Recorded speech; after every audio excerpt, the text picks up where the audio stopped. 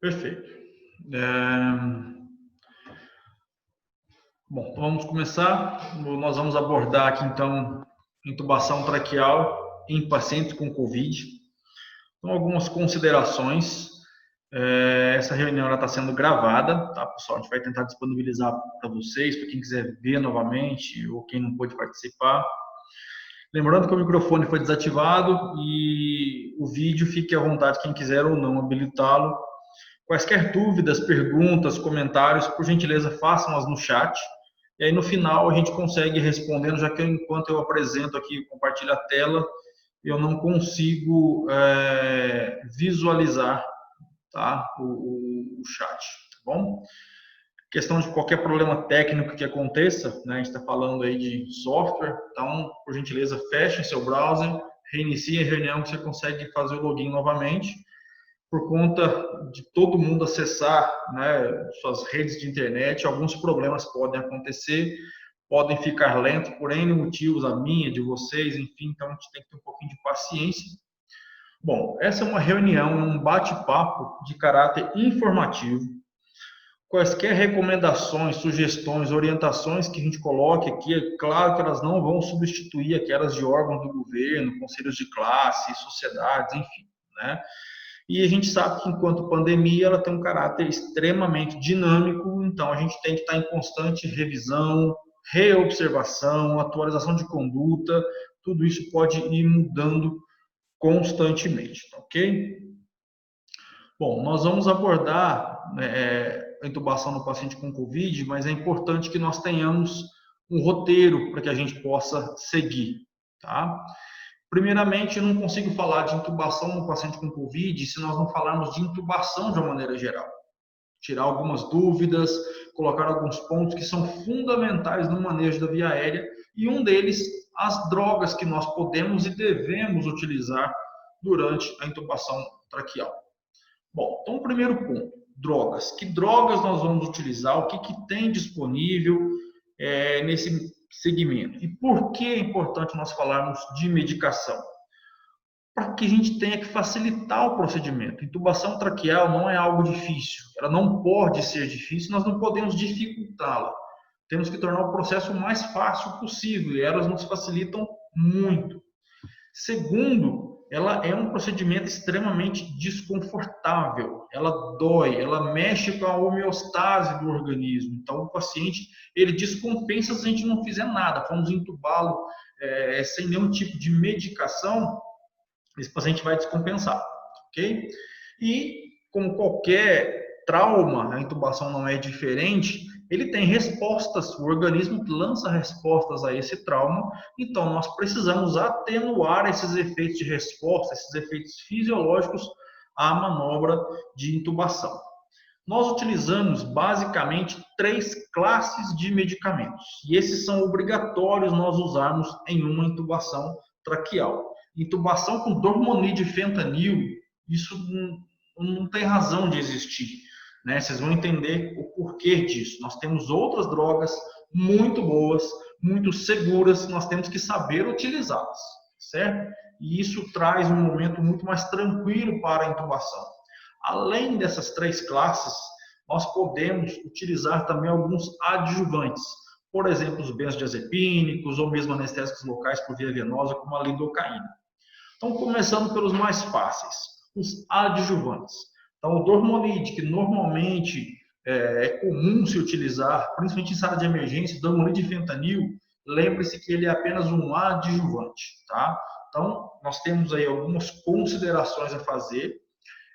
Primeiro, a dose do midazolam é uma dose variável, dificilmente vai ter uma receita de bolo, né? Em medicina, em anestesiologia, isso não acontece, tá? Em medicina de emergência, é difícil ter uma dose pronta para cada paciente.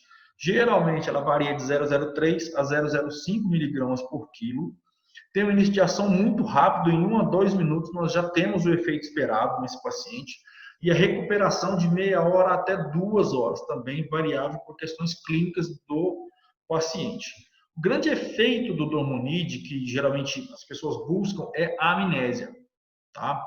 Ele não tira a consciência, o paciente não dorme, pode até tirar o cochilo, vamos dizer assim, mas o efeito principal dele é a amnésia que ele provoca.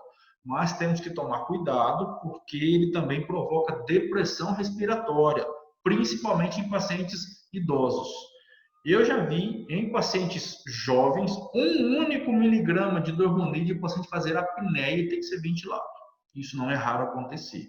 Então nós temos que tomar muito cuidado. É uma droga muito boa, nos ajuda muito, mais uma situação dessa, na questão de tirar a memória do paciente. E a lidocaína, nesse caso eu estou dizendo a lidocaína por via venosa, na dose de 1 a 1,5 miligrama por quilo. Tem um tempo de ação bem rápido, de 1 a 3 minutos, e a recuperação extremamente rápida também, mas nós temos que tomar cuidado com a intoxicação. Tá? Uma dose acima disso, nós podemos ter intoxicação por anestésico local, então esse paciente pode ter convulsões ou outras complicações maiores, até mesmo questões cardiovasculares. Por que é importante o uso da lidocaína? Ela vai ajudar o paciente na diminuição da resposta à laringoscopia. Ela vai diminuir o reflexo da tosse daquele paciente, que no caso do paciente com Covid é algo extremamente importante da gente considerar. A classe de drogas importantíssima nesse momento da intubação são os analgésicos. Intubação dói, é doloroso, certo? Dói na abertura da boca, dói na tração, na musculatura. Então, a gente imagina que é um processo doloroso. A passagem em si do tubo nos anéis traqueais, na glote, entre as cordas vocais, dá um estímulo álgico importante. Dentre os analgésicos mais utilizados, nós temos os opioides. Existem vários opioides, eu não vou ficar entrando aqui em todos eles, para não ficar uma aula extremamente maçante, cansativa, não é esse o nosso objetivo aqui, é algo extremamente prático. E o mais comum dos opioides é o fentanil. O fentanil, geralmente ele é usado em doses de 2 a 3 microgramas por quilo. Então vamos lá, ampola ou frasco de fentanil, cada ml tem 50. Então se nós pegarmos um paciente aí de 60, 70, 80 quilos, nós vamos usar o quê? 140, 200 microgramas de fentanil, 3, 4 ml. Claro que isso vai variar muito de paciente para paciente, obviamente, tá? Mas 2 microgramas a 3 a gente tem um efeito importante. É sempre importante também, quando a gente faz uma medicação, nós sabemos o tempo de ação da droga, de início de ação.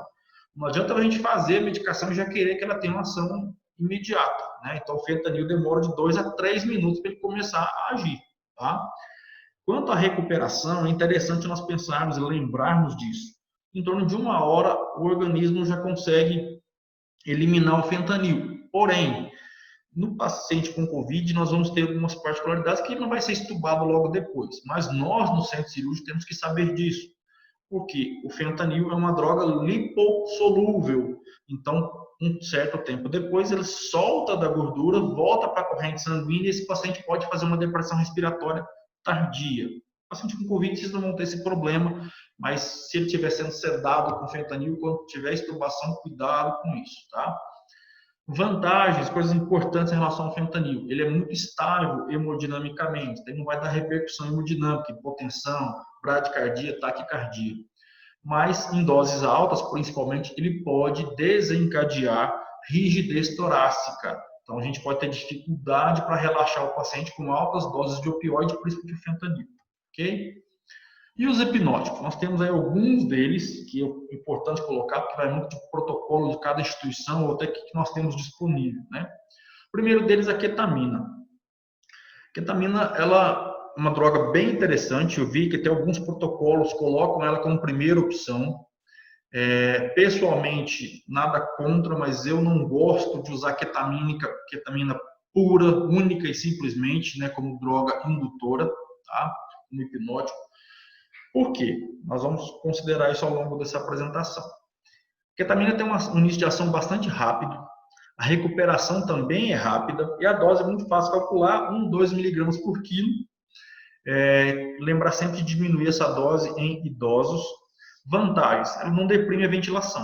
Então, o doente dificilmente vai parar de respirar por conta da ketamina. Mas nós estamos mexendo em musculatura esquelética da via aérea. E essa musculatura, com esse tipo de hipnótico, você não reduz o tônus muscular. O propofol até dá um relaxamento, a ketamina não. Então, o paciente continua duro, tá? Ela tem seu efeito analgésico, então isso é bom. Porém, ela tem um considerável, bem importante estímulo simpático.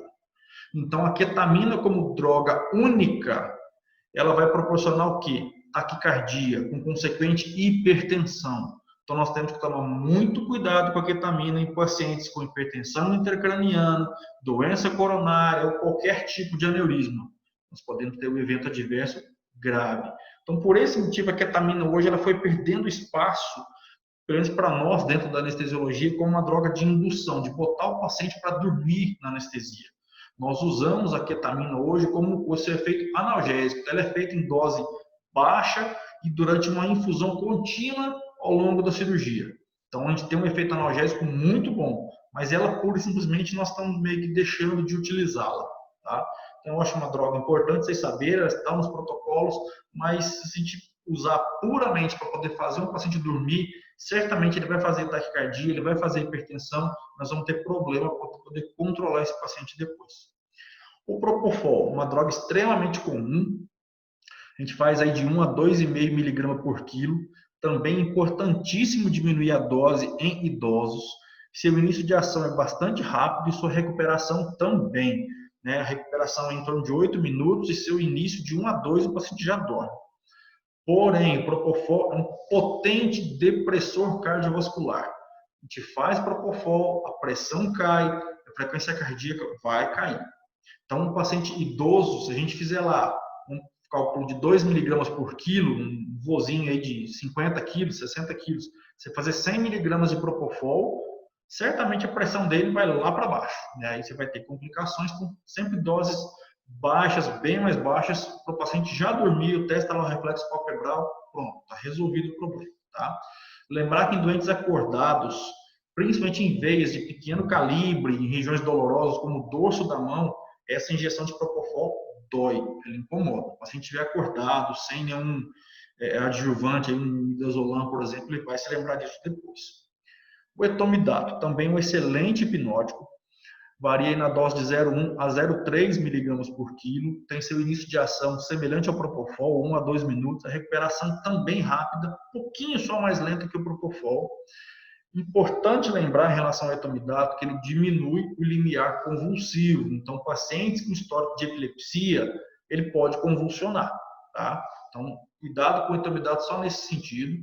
Ele tem uma excelente estabilidade hemodinâmica, então, diferente do Propofol, que vai jogar uma hipotensão, o etomidato não vai proporcionar isso, mas também tem uma injeção dolorosa em veias de fino calibre.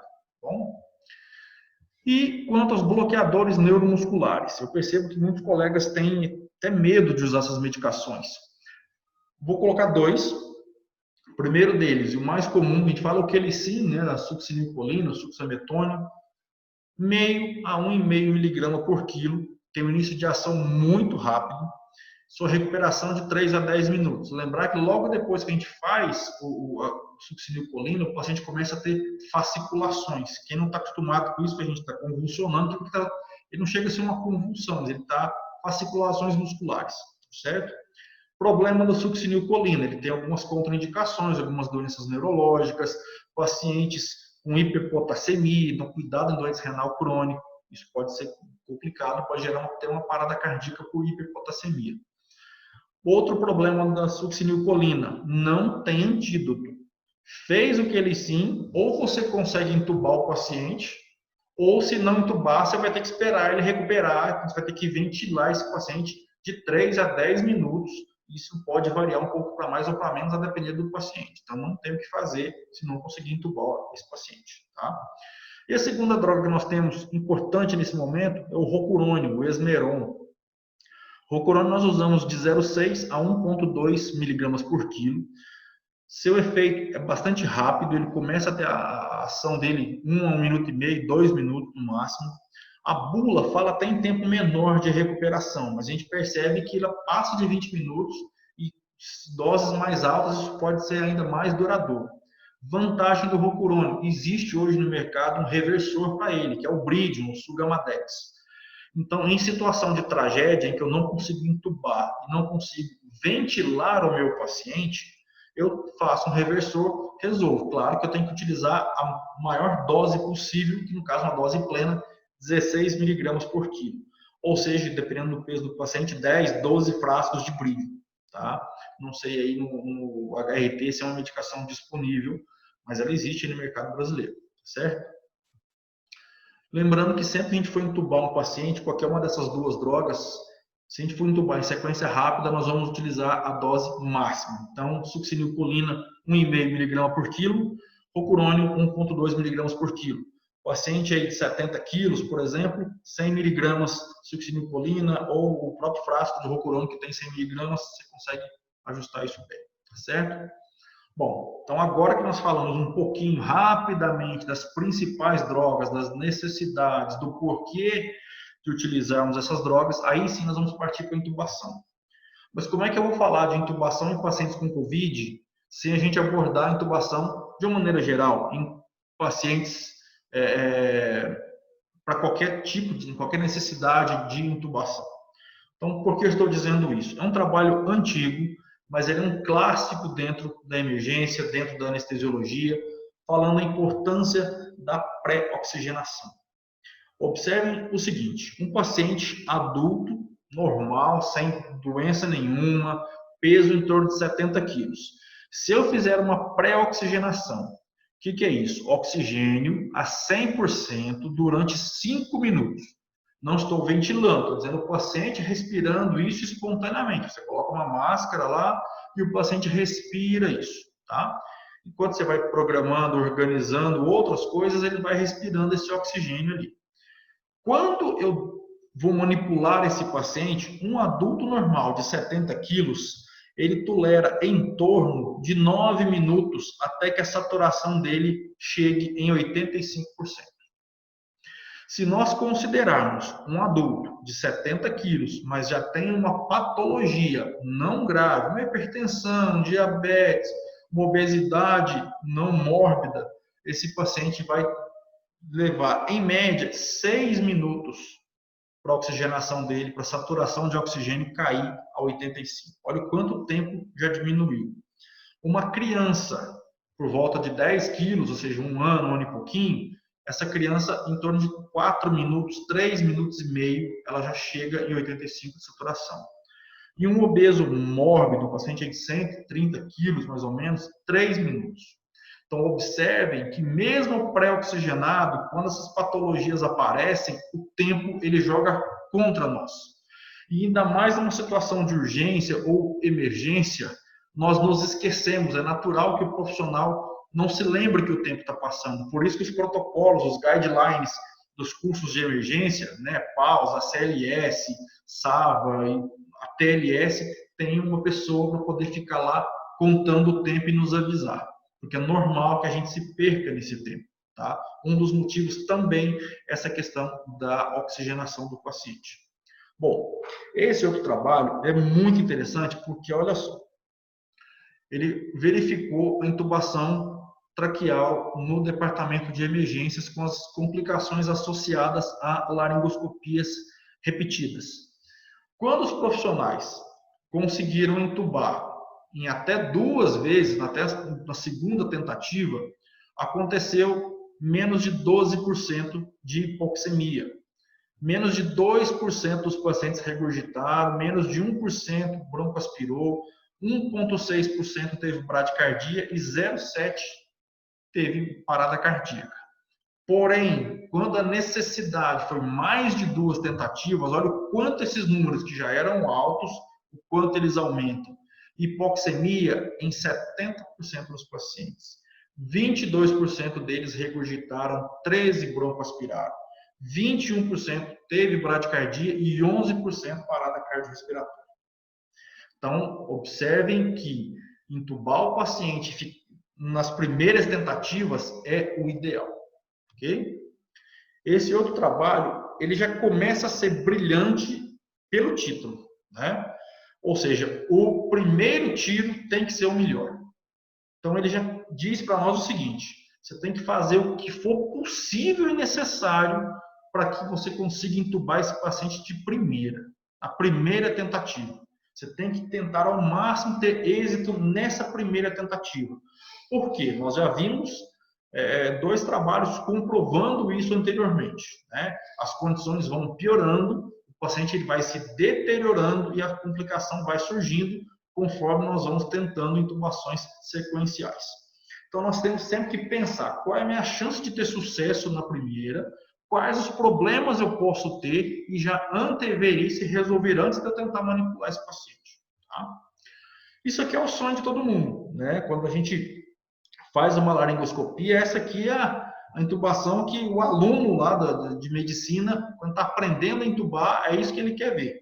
Né? Você quer enxergar bem a epiglote, quer conseguir levantar a epiglote, ver toda a fenda glótica exposta, com as cordas vocais ali, as epiglotes, que são essas cartilagens, as aritenoides, perdão, essas cartilagens arredondadas aqui, duas bolinhas mais claras, você vê o esôfago, poxa, não tem como errar uma intubação dessa, tá?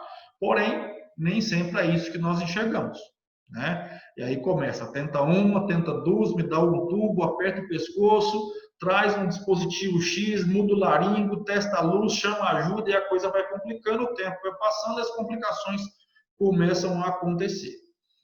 Esse trabalho aqui de 2018, ele comparando as condições de intubação na sala de cirurgia e na UTI, mas ele também se estende à unidade de emergência. O que esse trabalho mostrou? Há uma maior ocorrência de complicações na UTI do que no centro cirúrgico. Tá? E essas complicações quais são? Hipóxia, que ele considerou saturação abaixo de 80%, ou seja, já foi mais permissivo. Hipotensão, com pressão arterial sistólica abaixo de 80, ou seja, foi bem permissivo. E intubação esofágica. Claro, é um trabalho que tem alguns vieses. O primeiro deles é um estudo unicêntrico, que foi feito num único hospital, certo? Obviamente, existem diferenças entre os profissionais. A equipe que atua em um local não é a mesma que atua no outro. Então, uma dessas condições já é a variação do profissional. Não estou dizendo competência, estou dizendo que são pessoas diferentes, até informações diferentes. No centro cirúrgico, você tem uma gama muito grande de medicações, que nem sempre elas estão disponíveis, ou os colegas que trabalham fora do centro cirúrgico têm conhecimento em utilizar essas drogas todas, né? E as próprias condições de intubação. No centro cirúrgico, a maioria das vezes, eu vou fazer uma intubação eletiva, programada, com todo cuidado, enquanto que numa UTI, numa sala de emergência, nem sempre eu tenho isso. Então, essas são limitações do trabalho. Porém, o que é interessante é, quando nós fazemos a laringoscopia, existe uma classificação de Cormack-Lehane, e essa classificação, ela se baseia no que o examinador, o observador, o que ele está vendo na observação glótica. Então, daqui a pouco eu vou mostrar exatamente o Cormack, mas é o seguinte, nesse trabalho, nesse mesmo trabalho, o que ele percebeu? A maioria das laringoscopias foi Cormack 1. Porém, quando o Cormack foi mais desfavorável, 2B, por exemplo, ela aconteceu com mais frequência na UTI. Quando nós comparamos o número de tentativas na laringoscopia, a maioria das vezes conseguiu na primeira, mas quando teve que fazer uma segunda ou terceira, aconteceu na UTI. Quando nós comparamos, avaliamos a dificuldade na intubação, a maioria delas não houve dificuldade. Mas quando houve a dificuldade, ela foi maior na UTI. Ok? E esse outro artigo, mostrando intubação traqueal na emergência, ele foi bem categórico. Por quê? Que são problemas normalmente associados com dificuldades? Posicionamento do paciente, ou falha ou falta de equipamentos. Né? Você tem uma quantidade, uma disponibilidade limitada de equipamentos para intubação. E outro, pré-oxigenação, que não foi feita adequadamente, ou nem foi feita, ou ela foi difícil, ela foi mal conduzida essa pré-oxigenação. Nós já vimos anteriormente a importância dessa pré-oxigenação. Então, ele conclui dizendo que tentativas adicionais são cada vez mais sérias, geram mais complicações. Então, também temos que maximizar a chance de sucesso na primeira tentativa e fazer uso adequado das medicações. Então, vocês veem que os trabalhos variam, mas as conclusões são sempre muito próximas. Droga, posicionamento, pré-oxigenação, ou seja, resumindo, cuidado. O primeiro tiro tem que ser o mais certeiro, tá? Então, vamos falar um pouquinho de posicionamento. Eventualmente nos chamam, né, seja qualquer hospital, desde a minha residência, enfim, a socorrer, né, ajudar colegas em outras unidades do hospital, enfermaria, pronto-socorro, UTI, enfim. hemodinâmica, radiologia, e a gente pega algumas cenas. Essa primeira é um boneco, né? Enfim, mas observem essa questão da posição. Essa manobra aqui de levantar o dorso, ela é interessantíssima, eu vou mostrar para vocês, é importante. Porém, por mais que seja um boneco, mas olha a cabeça. O colega deixou a cabeça completamente pendente. Não estou nem falando questão de trauma, tá? Não estou abordando parte cirúrgica aqui.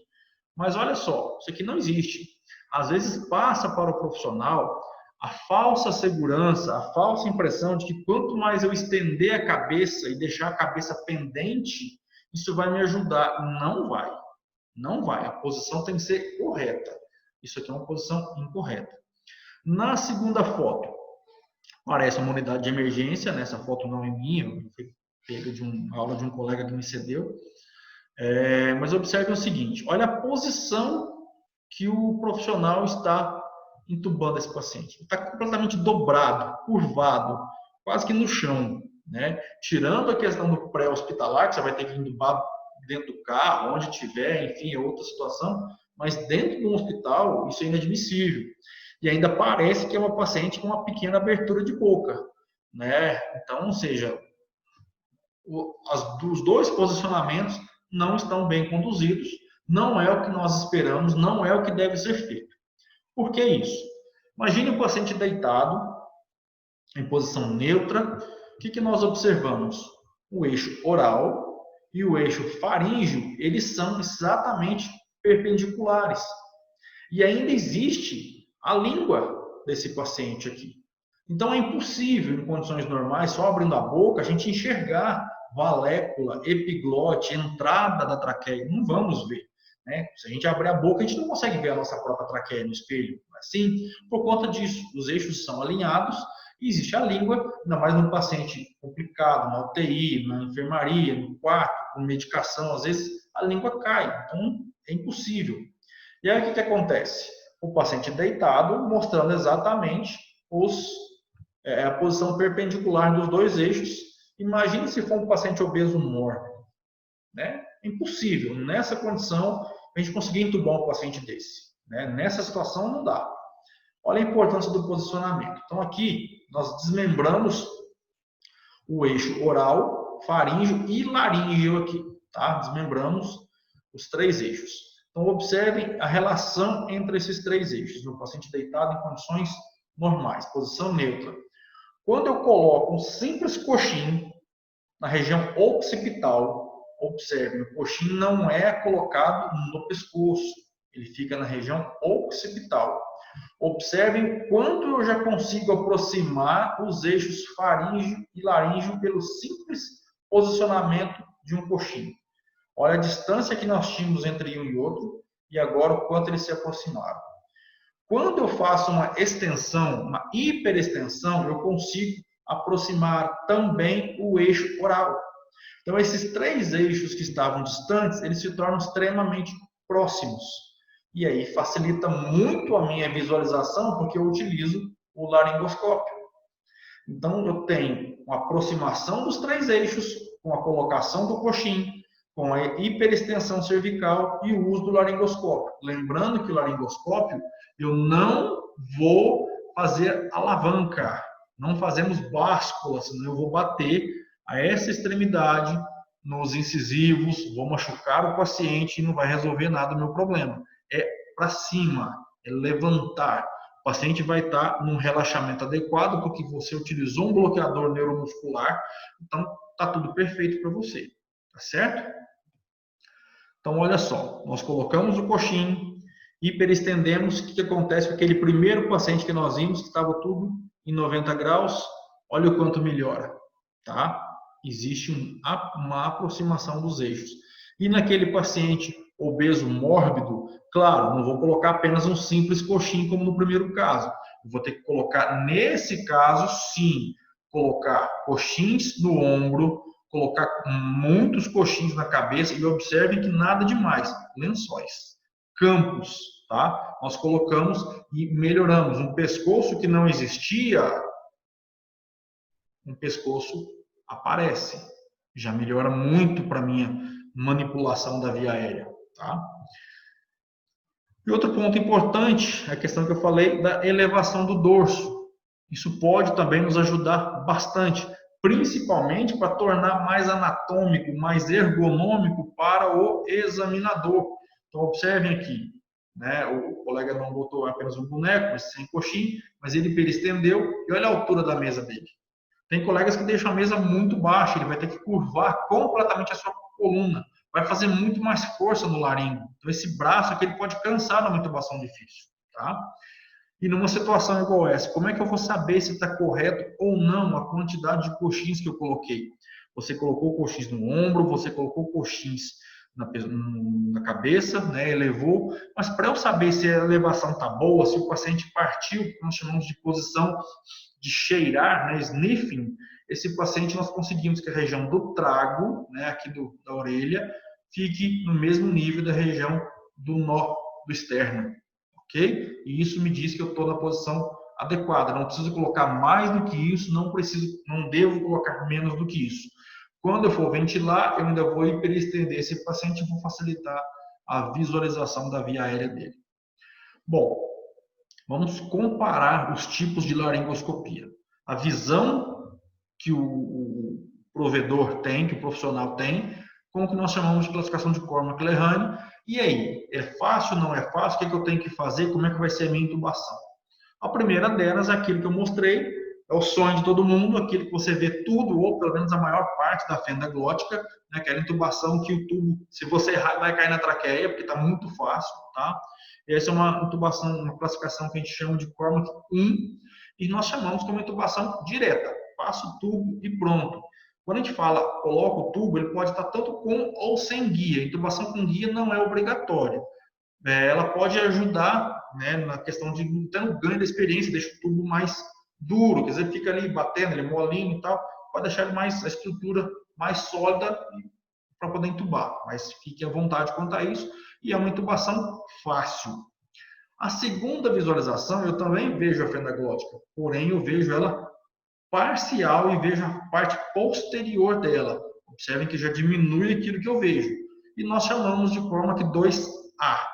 Também uma intubação direta, estou vendo a fenda, né? Então uma intubação fácil, sem segredo para ninguém, certo? Essa intubação aqui, gente, qualquer médico tem que saber fazer. Essas duas, qualquer médico tem que saber resolver, independente de onde ele atua e de qual seja a sua especialidade, subespecialidade. Esse aqui todo mundo tem que dar conta, tá? Classificação 2B, eu estou vendo apenas as aritenoides, aquelas duas bolinhas que ficam embaixo da fenda glótica. Então, se eu estou vendo a aritenoide, eu sei que a minha abertura está logo ali. Então, eu vou fazer uma intubação que nós chamamos de indireta. Posso até tentar passar o tubo às cegas, mas o ideal é que eu use algum dispositivo para isso. Né? Então, já é uma intubação restrita. Não é impossível, não é difícil, mas eu preciso lançar mão de um dispositivo, nós chamamos um exemplo deles, o Burge, tá? Parece um guia, eu vou mostrar aqui para vocês, não sei se todo mundo conhece, mas extremamente fácil o manuseio dele. E tem uma situação em que você faz a laringoscopia e vê apenas a epiglote. Porém, com o paciente em condições adequadas, posicionamento adequado, relaxamento bom, eu consigo levantar essa epiglote quando eu faço a manobra com o laringo. E aí eu consigo visualizar a aritenoide ou até o restante da fenda glótica. Então, nesse caso, nós falamos que esse paciente tem um Cormack 3A, também uma intubação indireta, porque eu consigo subir a epiglote, então eu passo o Burge por ela, ok.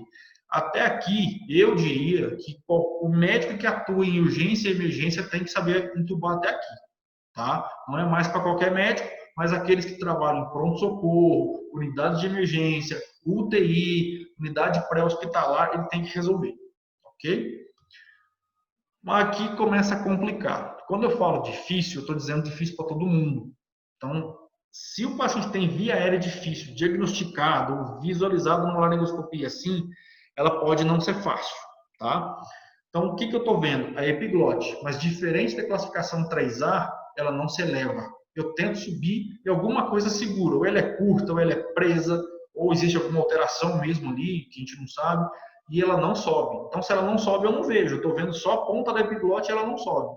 E aqui eu preciso lançar mão de técnicas avançadas para intubação, e eu digo que esse paciente tem uma laringoscopia difícil, pode ser uma via aérea difícil sim. que seria uma técnica avançada? Um videolaringoscópio, fazer uma intubação retrógrada, utilizar uma máscara laríngea. Existem máscaras laríngeas que a gente passa e por dentro dela passa o tubo, ou fibroscópio, ou bugie, enfim. Existem esses dispositivos. Ou então a máscara laríngea para poder salvar a vida do paciente. Tá? Posso usar um fibroscópio, mas observem que eu já dependo de um pouco mais de manuseio nesses outros equipamentos. E a tragédia total é quando eu faço a laringoscopia e não vejo nada, nem sei onde eu estou. O que eu estou vendo? É a base da língua? É o palato ainda? Não sei. Estou vendo coisa que eu não sei o que é, não consigo observar nenhuma estrutura laríngea, não vejo fenda glótica, não vejo epiglote, não chego na valécula, ou seja, é um problema aqui 4. E aqui sim, com certeza vamos ter problema, e essa via aérea difícil, ela é difícil para qualquer profissional, tá? Bom, não sei se todo mundo conhece, se todo mundo já viu, se todo mundo sabe utilizar um bugie. Bugie não é guia. Esse é o bugie. Nesse caso ele está esticado, geralmente ele fica redondinho. O que é isso? É um dispositivo que nós entubamos com isso, antes do tubo. Ele é mais fino, ele é mais maleável, mas o grande pulo do gato dele é que eu posso colocar esse conector e ventilar o paciente por aqui, porque na ponta dele existe um orifício para a saída de oxigênio. Então você salva a vida de um paciente com bugie. E até dá para se fazer o bugie, né? Vamos dizer assim, improvisar um bugie nos serviços. Existem aqueles passa-fios em caso de material elétrico. Ok, ele não é vazado, ele não é perfurado, mas você consegue construir. Na internet tem como é que a gente faz isso tranquilamente, pode nos ajudar muito. Não vai dar para você ventilar, mas numa intubação ali que você consiga passar apenas ele, tranquilo, tá? Bom, vou mostrar para vocês como é que a gente usa o bugie, melhor do que descrever, um vídeo rápido, curto, tá bem simples. Como aqui está apenas para demonstrar, esqueçam o posicionamento, esqueçam a altura. Ambos estão incorretos, mas a manobra de uso do bugie está correta. O ideal é que tenha um auxiliar do seu lado. Se não tiver, dá para entubar sozinho, mas se tiver alguém do lado, é melhor. Então vamos lá. Fazer a laringoscopia. Vou manter uma distância adequada do meu paciente, porque eu não quero ficar próximo demais para não perder esse movimento de destreza aqui. Eu quero ter espaço para fazer os movimentos que eu precisar. Então, fiz a laringoscopia, vou introduzir o bugie, vou fazer a ponta do bugie passar pela região posterior da epiglote. Nesse momento, o meu assistente já coloca a mão na via aérea para sentir os anéis traqueais, que esse é um dos métodos de confirmação indireta de estar na via aérea. Eu posso sentir a ponta do bugie passando pelos anéis. E o outro método de confirmação é o bugie ele progride até o momento em que ele para de progredir. Por quê? Porque ele vai chegar na carina. Então, esses são os 3 métodos de confirmação. Uma vez que o bugie está dentro da via aérea, o meu assistente vai colocar o tubo por fora do bugie. Eu vou manter a minha laringoscopia aqui. Por quê? Ao manter a laringoscopia, eu evito que a língua e os tecidos, as partes moles, empurrem o bugie para a região posterior e o tubo não pega na aritenoide e a gente consegue progredir o tubo. Então, meu assistente me ajuda, eu vou progredir o tubo enquanto ele segura o bugie e agora ele está na via aérea. O que poderia ter acontecido aqui? Poderia ter acontecido do tubo, ao tentar progredir, ele bater na aritenoide e não progredir. E aí, o que eu faço? O meu assistente, ele mantém o bugie fixado para não estubar o paciente, eu traciono 2 sentidos, giro o tubo 90 graus anti-horário e termino de progredir o tubo. Feito isso, é só tirar o laringo, a gente tira o bugie, insufla o gancho e testa se o paciente está entubado do mesmo jeito. Bom, vocês observaram, né? Não tem nada demais. Você usa o bugie para entubar. Você passa o bugie por entre as cordas vocais. Ou você está vendo a aritenoide, por isso que ele tem aquela angulaçãozinha na ponta, né? Para facilitar essa curvatura da via aérea quando ela for mais anteriorizada. É importante que o auxiliar, porque ele vai ajudar você a passar. Você está lá segurando o laringo, você está segurando o bugie, então ele vai passar o tubo pelo bugie. Segunda coisa importante, o colega colocou isso no vídeo, não tira o laringo da boca do paciente quando você passar o bugie. Muito comum, colegas, já vi até anestesistas, empolgou ali e tira o laringo. Não, a língua vai desabar. Então o tubo pode bater na língua, pode machucar, pode bater no palato. Então, segurar o laringo é importante por isso, tá certo? Então, isso é fundamental, isso salva a vida do paciente, é muito simples de utilizar. Claro, nunca manobra brusca, nunca fazer força. Se está batendo em alguma coisa, não força, você vai até perfurar o anel traqueal, né? Tem relato na literatura disso. Mas é muito tranquilo utilizar esse dispositivo e ele ajuda muito, tá? Agora sim, pessoal, depois de nós falarmos de drogas, de falarmos de algumas técnicas importantes de posicionamento, dispositivos, aí sim nós vamos partir para o paciente com o Covid-19, tá? Bom, o que eu estou colocando aqui, claro que não sou eu que está escrevendo, não saiu da minha cabeça, é uma doença nova, então a gente se baseou em algumas recomendações. Uma delas é umas colocações da Sociedade Brasileira de Anestesiologia, que são atualizadas quase que semanalmente, mensalmente. Esse outro artigo da Federação Mundial de Anestesiologia, esse artigo bem interessante, colocando os casos da equipe da Itália em relação a isso. Também esse trabalho bacana, colocando a experiência dos médicos chineses lá na província de Wuhan, né? E esse outro trabalho colocando intubação em mais de 200 pacientes. Então, a gente pegou um pouquinho de informação para que a gente possa trazer algo sensato para vocês, certo? Bom, para falar de intubação nesses pacientes, nós temos que lembrar de alguns pontos. Não é só chegar a intubar com os demais pacientes, que você prepara o material, calça a luva e vão intubar. Não. Você tem que preparar o seu ambiente, você tem que se proteger. É fundamental, a gente sempre esquece das habilidades não técnicas. Isso aqui daria uma aula só sobre isso, tá? Mas, além da questão técnica, saber intubar, isso aqui é fundamental. E, claro, lembrar de algumas peculiaridades da intubação nesses pacientes. Então, primeiramente, preparação. Gente, eu já mostrei os artigos para vocês e nós somos categóricos. A intubação tem que ser o mais programada possível para evitar qualquer tipo de intervenção na emergência. Isso é risco para o paciente e, nesse contexto, é risco para o profissional. Então, ou seja, chegou um paciente, ele está saturando mal, ele não está bem, perfeito, você consegue botar numa ventilação não invasiva, tomar seus cuidados, se preparar, se organizar para intubar, né? Dificilmente você vai pegar um paciente que chega na emergência já tendo que ser intubado imediatamente nos próximos 30 segundos, por exemplo. Você dificilmente vai ter uma situação dessa, tá? Lembrar que é importante na equipe ter um profissional que vá nos orientar quanto ao uso de EPI, ao uso e localização dos dispositivos e aos comportamentos na sala. Esse profissional é fundamental. Eu sei que na atualidade, com muitos profissionais sendo afastados, às vezes, dependendo dos hospitais, falta de profissionais, que você tem um checklist para você se basear. Tá? Um quadro na parede com esses pontos colocados para que você possa se nortear. Foi feito isso, foi feito aquilo, foi feito. Ok? O local, o ideal que seja um local que tenha uma câmara com pressão negativa. Nós sabemos que isso não é realidade em muitos serviços ao longo do nosso país. Se isso não for disponível, que pelo menos seja uma área isolada, uma sala fechada, de preferência com o ar-condicionado desligado. Você desliga o ar, deixa ele pelo menos 20 minutos desligado. Ah, mas a sala vai ficar quente. Vai. Mas, pensando que é uma doença de transmissão respiratória, já tem essas recomendações, tá?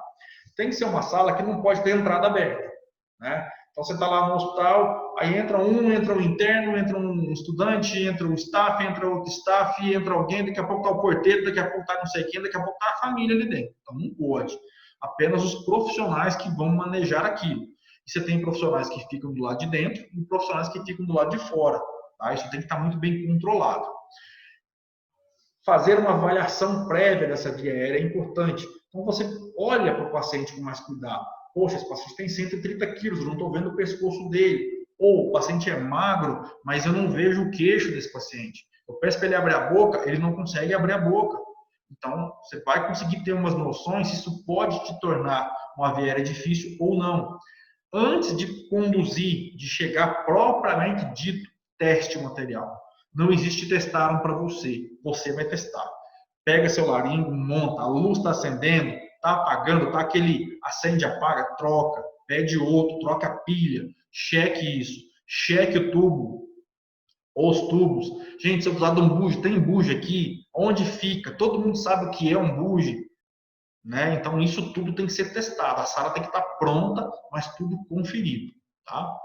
Aqui é uma sugestão de como é que essa sala, como é que fica a disposição dela. Então, primeiramente, aquela pessoa que vai conduzir a abordagem da via aérea na cabeça do paciente e seu assistente ao lado. Mas tem que ter um assistente? O ideal é que sim. Se você precisar passar um bujo, por exemplo, é importante. Se precisar fazer uma compressão de cricoide, é importante. Uma pessoa para poder pegar medicamento, para poder fazer medicamento na veia desse paciente para você, né? E a bandeja, o carrinho, o que for, à sua disposição de fácil acesso para você. Ali fora tem que ter um circulante também, para que não fique entrando e saindo da sala. Então, uma pessoa que se precisar buscar alguma coisa aqui fora, essa pessoa que vai pegar. Por exemplo, uma via aérea difícil, o carrinho está ali, essa pessoa pega e entrega na porta da sala, broncoscópio, carrinho de parada, qualquer coisa assim. Uma segunda pessoa habilitada em manejar a via aérea, se essa pessoa aqui já não for, tá? É importante que ela esteja ali pronta para poder entrar e atuar. Esse é o ideal. Quanto à proteção, bom, não precisa nem dizer que aí entra a maior preocupação do profissional, né? Que é nós nos protegermos. Quem trabalha aí com medicina de urgência, quem trabalha em unidades pré-hospitalares sabe que a primeira coisa é a proteção da equipe. E isso é uma coisa que não pode se abrir mão, ok? Não pode. Então, é um traje de proteção impermeável de mangas longas. E aí existem capotes, macacões, enfim, várias disponibilidades. Cada instituição tem o seu, o seu profissional adquire o seu. Máscara, também não vou entrar no mérito de explicar cada uma dessas máscaras, seu grau de proteção ou não, mas que seja no mínimo isso aqui, N95, FP2, FP3, enfim. Aquela máscara cirúrgica que nós usamos muito no centro cirúrgico, não, tá? Ela não protege a esse ponto. Um paciente sabidamente de Covid não protege. Seu rosto, óculos de proteção e o face shield. Existem até capacetes, capuz, que eu vou mostrar para vocês, mas que você tenha pelo menos isso. Luva, no mínimo, proteção dupla. Tem serviços que falam até proteção tripla, que quando você fez um procedimento, você tira para poder manipular um equipamento seu, por exemplo. O ideal, né, que sejam até de cores diferentes. Ok. Por que isso? Porque aquela pessoa que eu falei que é importante, que fica checando se todo mundo se paramentou adequadamente, saber se todo mundo usou a luva corretamente. Porque ela vai saber se está com uma ou com duas. Então, quando você coloca luvas de cores diferentes, facilita. Claro que isso não é a nossa realidade no país, né? E ele coloca botas, mas vamos entender isso. Esse é o nosso mundo fantástico, né? Nosso sonho. Não tem bota. O importante é o que não fazer. A gente vê colegas no plantão de Crocs, com o Crocs todo furado. Tá errado. Você está com um sapato, aqueles sapatinhos, meninas, né? O dorso do pé todo à mostra. Você está nem meia. Não pode. O ideal é que você tenha um calçado fechado para manipular esses pacientes. Certo? Então, aqui alguns exemplos. Uns colegas de uma aula, o pessoal da Europa nos gentilmente cederam. O pessoal da Itália, claro, é uma outra realidade, né? Olha os macacões, capacetes, filtros e aspiradores, enfim, vácuo. Mas que nós tenhamos pelo menos um avental, máscara, o óculos, o gorro, face shield, uma coisa assim, tá? Muita atenção, gente, na desparamentação. É aqui que a gente se esquece, já entubei, já resolvi o problema. Só que aí você passa a ser o problema, que você esquece. Tira a luva de qualquer jeito. Então, existem aí vários vídeos disponíveis. O CCH de cada instituição orienta muito bem isso, então atenham-se a esse ponto. Cuidado na hora de tirar a luva, qual a sequência de tirar, lembrar que não é só sair tirando, você tira um, higieniza a mão, tira o outro, tem toda uma sequência em relação a isso, que não é um motivo que eu não vou ficar abordando, tá bom? Questão da habilidade não técnica, são coisas que a gente esquece, mas elas são fundamentais, a gente tem que lembrar disso. Primeiro, todo mundo daquela sala vai estar num imenso estresse psicológico. Tem um paciente que vai ser entubado, você avisou para ele, por mais leigo que ele seja, na cabeça dele, ele pensa, será que eu vou acordar? Será que eu vou voltar? Será que eu vou sair vivo dessa? Ele não está bem. O profissional também não está, ele está morrendo de medo de se contaminar, de se expor a uma carga viral muito alta. Outro ponto importante, lembre-se que quando a gente está vestido com aquilo nos traz muitas limitações. Os EPIs, de uma maneira geral, impedem a nossa comunicação. dificultam a nossa visibilidade e a nossa mobilidade. Então, isso é importante, até a linguagem corporal é importante nessa hora, tá? É importante que as pessoas que estejam ali tragam um auxílio para os outros. Esse auxílio cognitivo ele é fundamental. Então, aquilo que eu falei de programar a tarefa, se mostra importante aqui, ó. Conversar previamente. Gente, vamos entubar esse paciente. Se eu não conseguir, o que nós vamos fazer? Qual é o nosso plano B? Atribuir tarefas. Eu vou entubar, você vai me ajudar. Fulana, você vai ficar na medicação, você vai ficar na porta, né? A equipe de porta, aqui, o segundo vão ser eles. Vai ter um checklist, vamos fazer um checklist, vai ter alguma coisa na parede para que a gente possa, a circulante ir ticando, ok? E o mais importante, depois que entubou, que desparamentou, uma conversa de equipe, se for possível, né? Porque ela é fundamental. Não é para apontar defeito, não é para mostrar falha, não é para apontar você errou, não. Mas é aquela coisa de o que nós podemos melhorar. Então, por exemplo, doutor, o senhor tirou o EPI de uma maneira incorreta. É perigoso a pessoa se contaminar. Certo? Gente, será que eu levantei a mesa adequadamente? Eu tive dificuldade para entubar. Acho que se eu tivesse levantado mais a mesa, levantado o dorso, que seja, botado um coxinho melhor, será que não poderia ter sido satisfatório? Então, isso é fundamental. Isso é conversa rápida depois. E lembrar que a ajuda, gente, nesse momento, ela é limitada. Você está numa sala de emergência, em pacientes não Covid, se você pede ajuda, chega de 50 pessoas para te ajudar ali na hora. No centro cirúrgico, mesma coisa. Na UTI, mesma coisa. Numa situação dessa, não vai entrar todo mundo. Não dá para entrar todo mundo. Não pode entrar todo mundo. Certo? Então, antecipe-se, planeje suas ações, programe seus movimentos, e aí sim você vai conseguir resolver isso. Tá? Particularidades, peculiaridades da intubação nesses pacientes. Se nós sabemos o mecanismo de transmissão, o mecanismo de contaminação, nós sabemos, é um princípio básico, que nós não podemos gerar mais aerosol ainda na sala. Então, ventilar esses pacientes, nem pensar. Nem pensar, Rogério, não dá? Dá. Eu até vou mostrar que é possível, mas tem que ser a exceção da exceção da exceção. O rodapé da página, tá? Que eu vou colocar aqui mais para frente. Então, mas o princípio básico é não ventilar para não gerar mais aerosol. Observe o seu paciente, ele vai estar monitorizado. Qualquer distúrbio hemodinâmico, corrija previamente, se possível. Com vasopressor, com droga vasoativa, com volume, o que você pode fazer para melhorar isso para esse paciente? Porque, conforme nós mostramos, por mais que você tenha drogas para utilizar na intubação, ela é uma situação que vai gerar ou taquicardia, ou bradicardia, ou hipertensão, ou hipotensão. O ideal é que não gere nada, mas com doente já instável, isso pode ser grave, pode ser danoso. Tá? Quem vai intubar? O ideal é a pessoa mais experiente que tiver naquele momento ali. Muitas das vezes, quem está na emergência é o único. Então, você é o mais experiente. Tá? Então, não tem outra opção, vai ter que ser você. Até chegar um segundo, ligar no centro cirúrgico, ligar na UTI, enfim, não sei como é que é a rotina exatamente do hospital de vocês. Tá? Sempre ter na mão, disponível, conhecer, saber o que você tem, seus materiais, seus medicamentos, quais dispositivos você tem, qual é o acesso, quem busca. Quem vai buscar sabe o que é, sabe onde fica. Não adianta você pedir um buge para a menina lá para circulante e ela não saber o que é. Tá? E aí não resolve. E, mais uma vez, concentre seus esforços para ter o sucesso na primeira tentativa. Melhor você, entre aspas, gastar um pouco mais de tempo antes da intubação do que depois gastar tempo durante a intubação. E aí nós sabemos que, além de todos os danos, ainda é um paciente COVID positivo. Certo? E claro, por mais que você cuide, nunca negligencie. Assim como os pilotos de avião fazem checklists inúmeras vezes e conferido por mais de uma pessoa, eles estão preparados para o pior. E nós, médicos, também temos que estar preparados para o pior. Aquela situação de, não, vai ser tranquilo. Não, tranquilo aqui, não preocupe, o paciente é fácil. Nós podemos ter problemas, isso não é tão infrequente assim.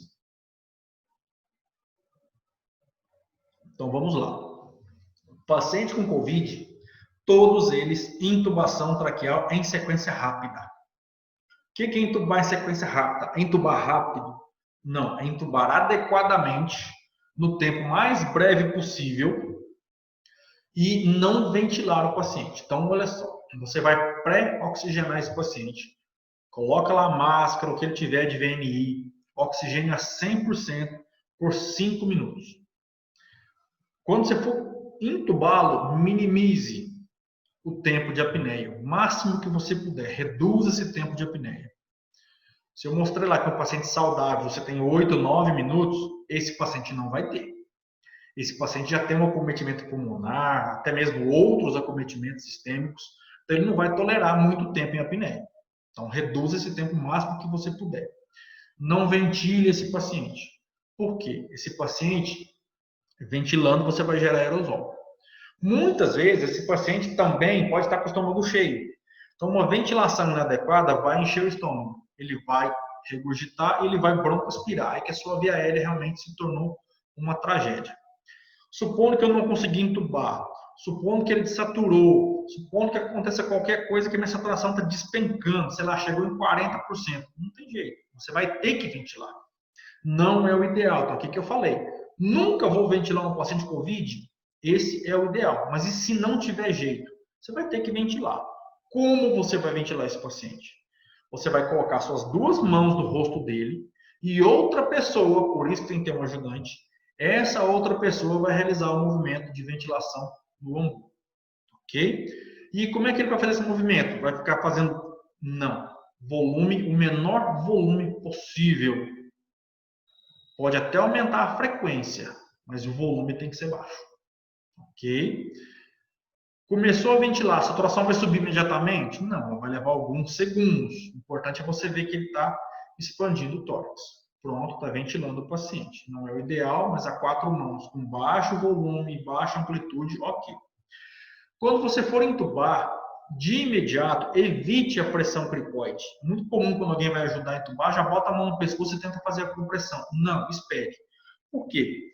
Às vezes a simples compressão, por mais bem feita que ela seja, pode distorcer a anatomia, pode dificultar a visualização. Então, deixa o colega laringoscopar e ver.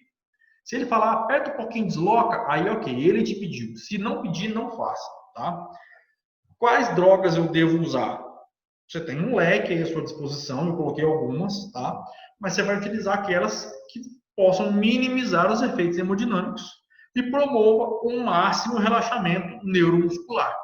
Porque aqui, além de facilitar a minha intubação, eu não quero esse paciente tossindo, tá? Então, eu tenho que fazer a medicação e esperar o tempo de ação dela, ok? Então, quando eu escolher o Quelicin, 1,5 mg por quilo, Rocurônio, 1,2 mg por quilo, bom? Tá, Rogério, tentei entubar, fiz tudo bonitinho e tal, fui entubar, não consegui. E aí? Chama ajuda. Se tiver alguém do seu lado, ótimo. Se não tiver, chama ajuda. Estou sozinho. Pede para ligar na UTI, pede para ligar no centro cirúrgico, ver se tem alguém na enfermaria, não sei. Mas alguém tem que vir para te ajudar. Enquanto essa pessoa não chega, checa a posição do paciente e a sua.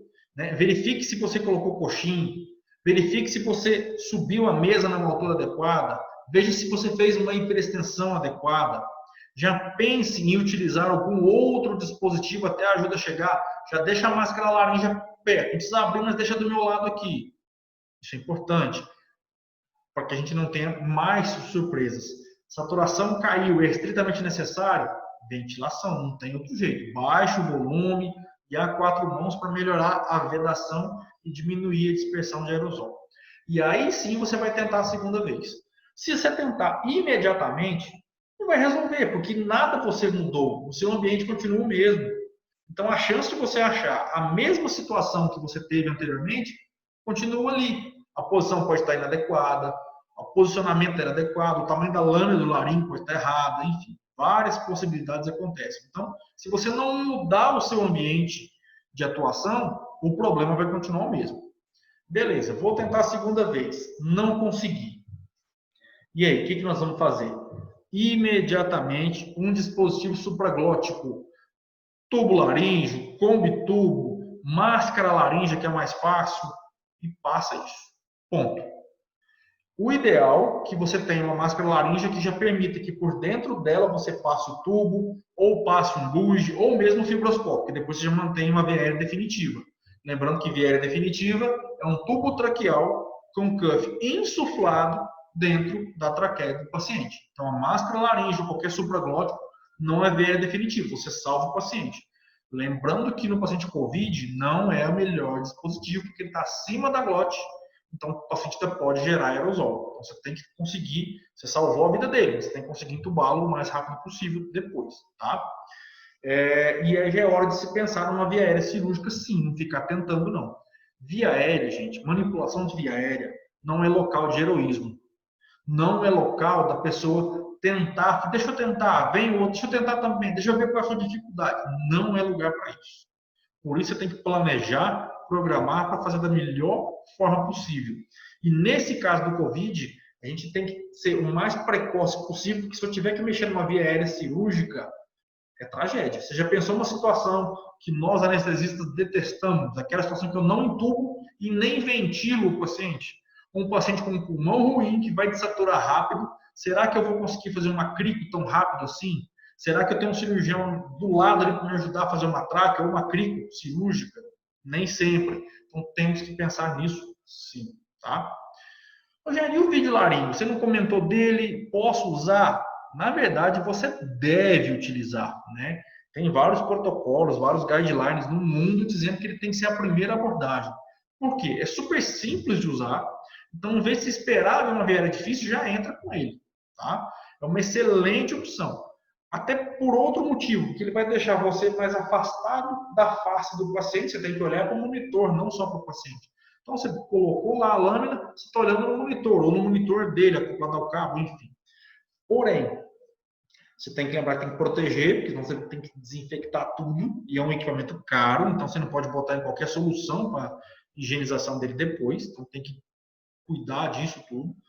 E é importante que você saiba usar.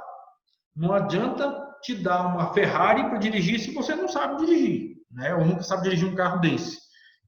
Então, para mim, por exemplo, não dá. Se me der um carro desse, eu não sei pilotar. Então, bobeira. Um videolaringoscópio, ok. É super fácil de usar, gente. Não tem segredo nenhum. Se ele estiver disponível, recomendo até que comecem a treinar o videolaringoscópio, porque se na hora que você precisa, você não sabe usar. E ele tem alguns macetezinhos, umas coisinhas mais chatas. Então, é uma excelente opção, mas para quem sabe utilizar, tá bom? Intubação acordada. O paciente, eu já sei que ele tem via aérea difícil, ou fazer intubação com fibroscópio. Também tem que ser uma exceção. Por quê? O paciente está acordado, então ele vai tossir. Ele vai tossir. Mesmo que você faça tudo o que for possível, medicações, que você faça bloqueios orocervicais, anestésico local, lidocaína spray na orofaríngea, por mais que você tome todos os cuidados, certamente ele vai ter um estímulo e ele vai tossir, porque a intubação incomoda. Então, raríssimas vezes eu vi um paciente com intubação acordado que não pulou, que não tossiu, que é um paciente que não dá para fazer isso, tá?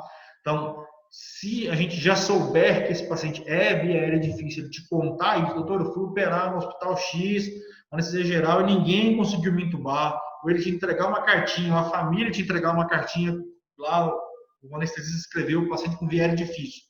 É uma indicação precisa de intubação acordada. Mas e agora? Ele tem Covid. E aí? Será que eu já vou direto com fibro? Será que eu tenho um vídeo laringo? Vou partir para acordado? É realmente botar na balança e analisar cada situação, tá? E aí a gente vê, né, principalmente em redes sociais, essas caixas, esses dispositivos de acrílico, de plástico, enfim, que o paciente está protegido ali dentro. Então, se ele tossir, não está dispersando aerosol. Ok, é uma ideia fantástica. Mas existem aí pouca experiência na sua utilização. Quem a gente não tem trabalhos, ele dizendo se dá ou não dá para usar. Conversando com alguns colegas que já utilizaram, o que nos foi passado? Rogério, quem intuba é aquela intubação que qualquer um intubaria, uma intubação tranquila. Se a gente tiver uma intubação mais difícil, que eu precisar, né, fazer alguma manobra, algum movimento, a estrutura por si só já me dificulta, já me limita. Então, pode não ser tão bom assim. Um plástico que foi colocado aqui nesse boneco, né, nessa criança, provável criança, pode ajudar, mas você tem que enfiar a mão por baixo, o laringo, o tubo, então assim, você tem que tirar o plástico, colocar isso, é um pouco complexo, né? Não sei se ajuda muito não, tá? Uma outra dica, um outro videozinho curto mostrando você entubou o paciente, mas lembrar que lá no pulmão, teoricamente, está lesão, vírus, secreção, sei lá. Então, o tubo também está escapando, pode voltar, principalmente se esse paciente tossir. Por mais que você tenha feito medicação, vai que você não esperou o tempo adequado, não fez uma dose adequada, ele tussa. Então, é uma dica interessante de proteção até mesmo do tubo. Eu acho que dá uma ajuda boa para a gente. A gente está testando aqui os materiais para intubação na suspeita de Covid, então a gente vai testar o laringoscópio, ver se a luz está funcionando, né? O tubo, se a gente for fazer a intubação com guia, a gente vai pegar o êmbolozinho aqui, ó, borrachinha do êmbolo da seringa de 20, ocluir o tubo, ela encaixa certinho. Com o fio guia que a gente tem, a gente vai fazer um furinho aqui e vai deixar o tubo na posição certinha para intubar, certo?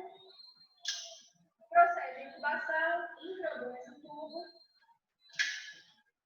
Alguém vai segurar isso aqui, você vai tirar todo dia, segurando um pouquinho, pega uma pinça, prende, tira o restante e conecta ao sistema já com o fio, com o saco, com tudo que tiver.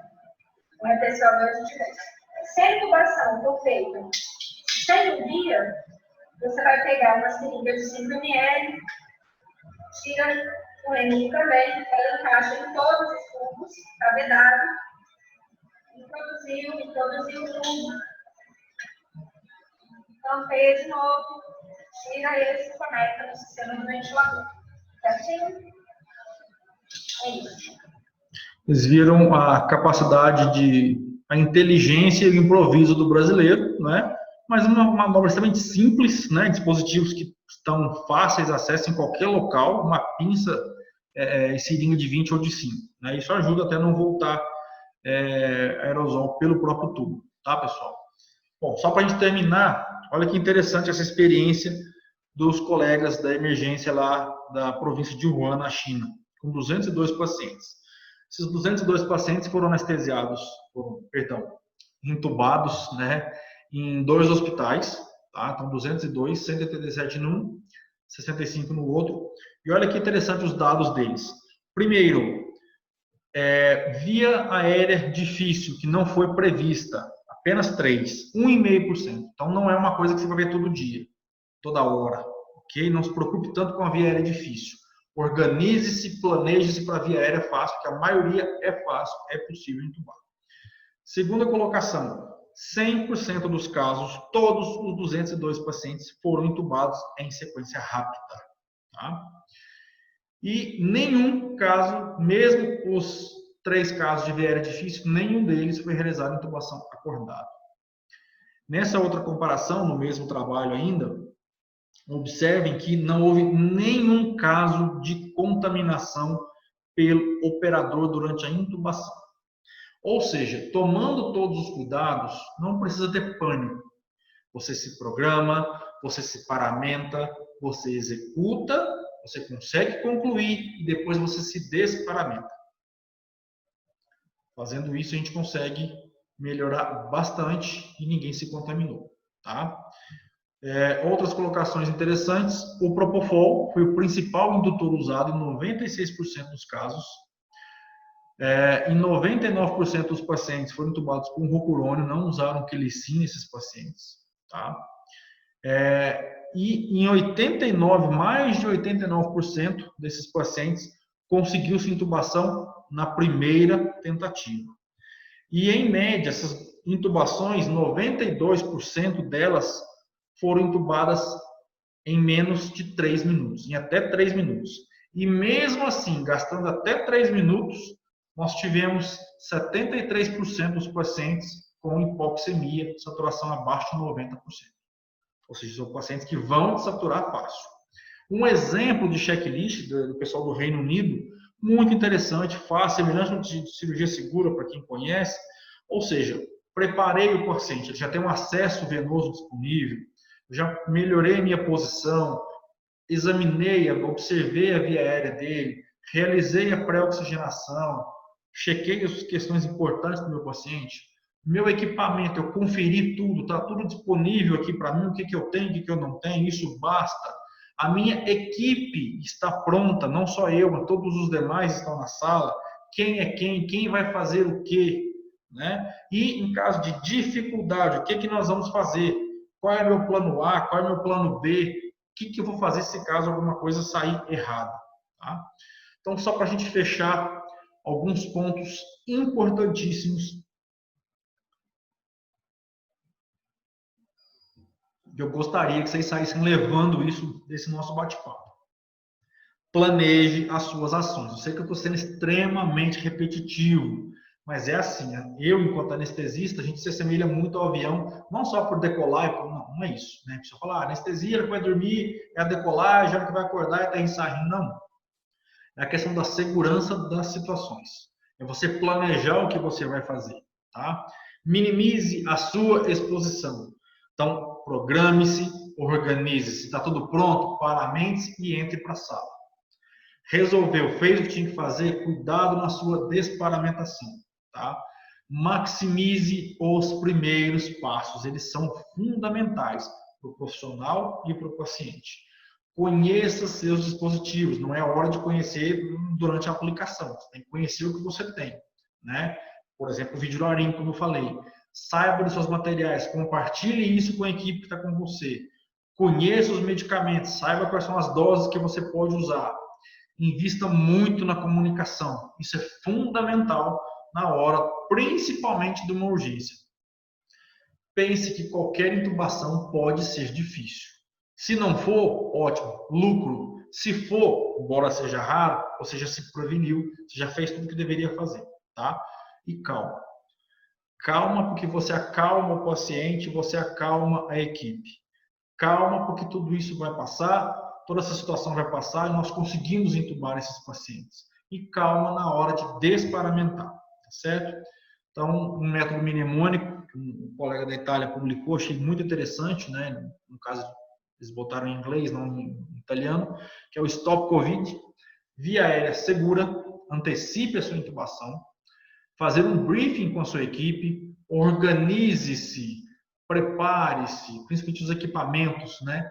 Tenha um checklist, tenha uma comunicação adequada, otimize o seu paciente, tanto hemodinamicamente quanto na oxigenação, tenha sempre uma vigilância constante, esteja pronto até para a via aérea invasiva e faça um debriefing depois do procedimento. Então, gente, é isso. Isso vai passar, nós vamos superar isso. E nós vamos conseguir olhar para trás e ver o que nós podemos fazer e ajudar esses pacientes, tá bom? Então é isso, eu vou ver agora como é que está o chat. Fiquem à vontade para fazerem comentários, perguntas, a gente podemos bater um papo sobre isso, tá bom?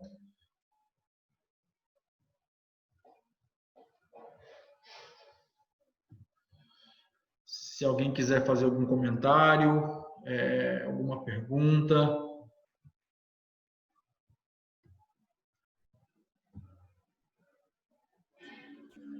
Manuel, deixei seu microfone aberto também, se você quiser colocar alguma coisa, fique à vontade.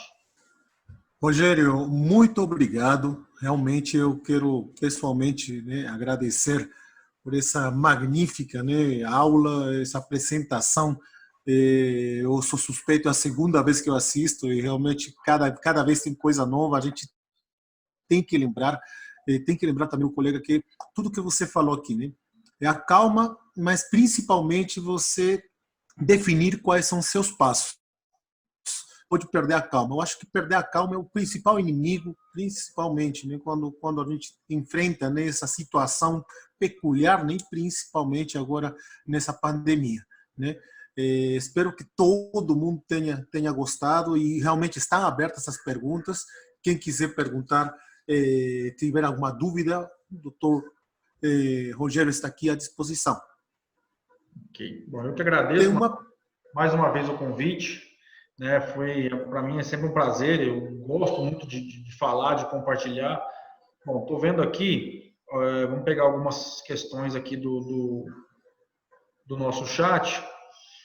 Bom, aí já entra saindo um pouquinho do tema, né? Qual a melhor droga para manutenção da sedação, quando o paciente não está sedando com midazolam e fentanil? Bom, gente, aí seria um outro bate-papo para a gente poder olhar o que está para ser feito, Eu sei que ultimamente anda faltando muitas medicações, porque de repente, a própria indústria farmacêutica não está dando conta de suprir.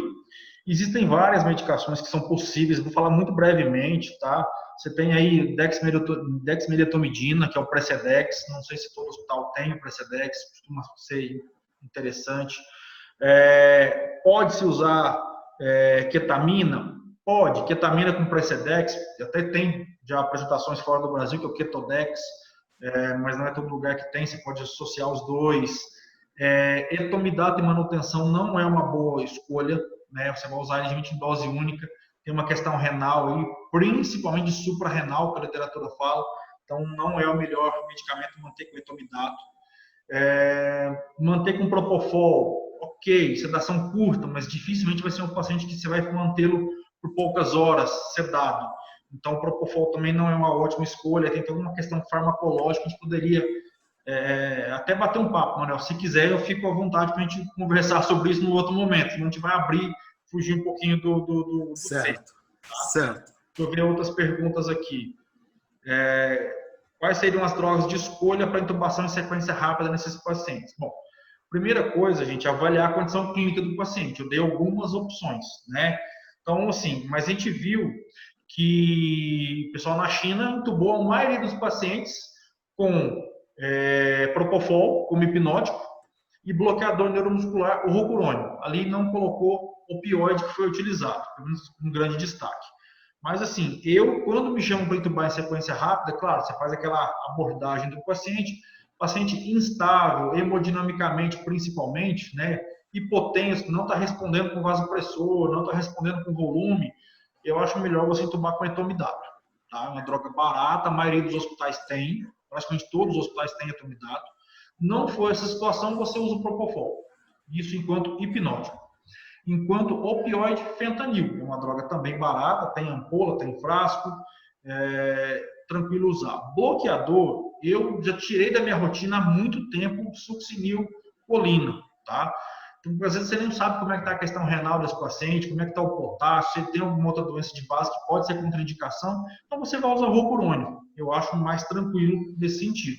Não havendo contraindicação, ele sim tem a mesma opção. Então, eu uso muito etomidato e propofol, o que varia um com o outro é a condição hemodinâmica. Bloqueador neuromuscular, rocurônio, tá? E opioide, o fentanil. Midazolam pode ser interessante? Até pode, né? Quando você está preparando ali, organizando, oxigenando, para tirar a atenção do paciente, dosinha muito baixa, que dificilmente ele vai deprimir com isso. Lidocaína, fez o dormonide, faça também lidocaína, porque ajuda a diminuir a tosse no momento da intubação. Tá joia? Deixa eu ver se tem mais alguma colocação aqui. As mesmas dúvidas, ok. Bom, pessoal, é isso. Então, Manuel, obrigado mais uma vez. Estou à disposição. Muito obrigado a você, Rogério, por você mesmo ter